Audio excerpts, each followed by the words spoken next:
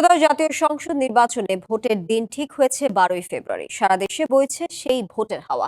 এ নিয়ে কি ভাবছেন সাধারণ মানুষ থেকে শুরু করে আগামীর জনপ্রতিনিধিরা? সে কথা জানাতে ডিবিসি নিউজে ইলেকশন এক্সপ্রেস ছুটে যাচ্ছে সব সংসদীয় আসনে। এখন আছে সংসদীয় আসন 230, সিলেট 2-এ। ডিবিসি ইলেকশন এক্সপ্রেস রয়েছে সিলেট 2 আসনে। আমার সাথে রয়েছেন এই আসনের খেলাফত মজলিস মনোনীত প্রার্থী মোহাম্মদ মুনতাসির আলী। কথা বলবো তার সাথে। জনাব মুনতাসির আলী, এখন পর্যন্ত নির্বাচনে কেমন সাড়া পাচ্ছেন আমরা? আমরা নির্বাচনে ব্যাপক সাড়া পাচ্ছি। জনগণের মধ্যে স্বতঃস্ফূর্ততা আছে। জনগণ দীর্ঘদিন ভোট থেকে বঞ্চিত ছিল, তারা তাদের ভোটাধিকার প্রয়োগ করতে চায়। জনগণের ভিতরে একটা প্রবল আকাঙ্ক্ষা আছে অবাধ, সুষ্ঠু, নিরপেক্ষ নির্বাচনে ভোট প্রয়োগ করা।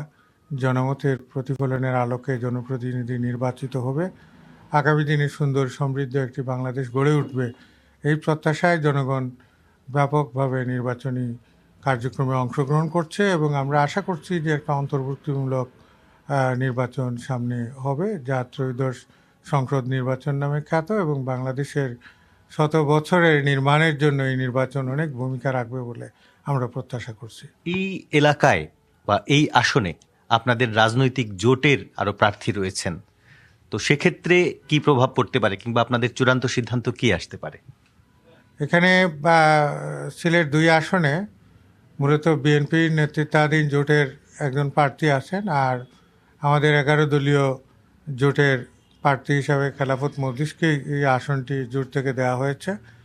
আনুষ্ঠানিক সিদ্ধান্ত প্রেস কনফারেন্সের মধ্য দিয়ে জাতীয়ভাবে জানানো হবে।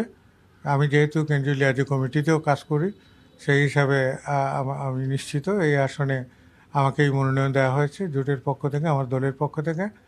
আমি আগামী দিনে প্রতিদ্বন্দ্বিতা করার জন্য প্রস্তুত।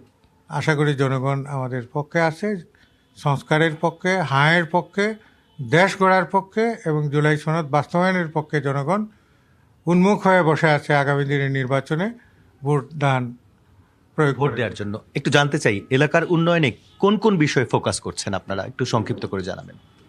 আমাদের সিলেট 2 আসন বিশ্বনাথ উসমানীনগর প্রবাসী অধ্যুষিত এলাকা। তা আমাদের এই এলাকায় মানুষ ঢাকায় লন্ডনী এলাকা বলেই জানে, কিন্তু বাস্তবে হচ্ছে আমাদের এখানে শিক্ষা, দারিদ্র্য, স্বাস্থ্য, পরিবেশ সকল ক্ষেত্রেই নানান রকম সমস্যার রয়েছে। বিশেষ করে শিক্ষা প্রতিষ্ঠানগুলোতে অবকাঠামো আছে, পর্যাপ্ত শিক্ষক আছে, কিন্তু পাঠদানের মান উন্নয়ন যথার্থ নয়। এবং আমার বিবেচনায় আমি বিশ্বনাথ উসমানীনগরের বিভিন্ন এলাকা ঘুরে দেখেছি, সিলেট জেলার অন্যান্য উপজেলার চেয়ে প্রতিযোগিতামূলকভাবে আমাদের শিক্ষার্থীরা পিছিয়ে রয়েছে। স্বাস্থ্য ব্যবস্থা একদম ভঙ্গুর অবস্থা। উসমানীনগর স্বাস্থ্য কমপ্লেক্স এখনও পূর্ণাঙ্গ কার্যকর হয় নাই। আমাদের বিশ্বনাথে একটি স্বাস্থ্য কমপ্লেক্স আছে, এটাতে মানুষ যেতে চায় না, যে এখানে স্বাস্থ্যসেবা পাবে না। কয়েকটি কমিউনিটি হসপিটাল আছে, এগুলো কার্যকর না। সুতরাং স্বাস্থ্যসেবাকে মানুষের দূরগোড়ায় নিয়ে যাওয়া দরকার, শিক্ষার মান উন্নয়ন করা দরকার। প্রচুর পরিমাণে অবাধ কৃষি জমি আছে, অনাবাদি, এগুলোতে চাষাবাদের আওতায় নিয়ে আসলে বেকারত্বের পরিমাণও কিছু কমবে এবং প্রবাসী অধ্যুষিত এলাকা হিসাবে প্রবাসীদের নিরাপত্তাও অনেক গুরুত্বপূর্ণ বিষয়। এবং এখানকার মানুষ শান্তিপূর্ণ একটা রাজনৈতিক পরিবেশ চায়, সন্ত্রাসমুক্ত একটা রাজনৈতিক পরিবেশ চায়। অনেক ধন্যবাদ আমাদেরকে সময় দেওয়ার জন্য। দর্শক, CSRM ডিবিসি ইলেকশন এক্সপ্রেস আজ ছিল সিলেট 1 এবং 2 আসনে। আগামীকাল আপনাদের সাথে দেখা হবে সিলেট 3 এবং সিলেট 4 আসনে। ডিবিসি নিউজের সাথেই থাকুন।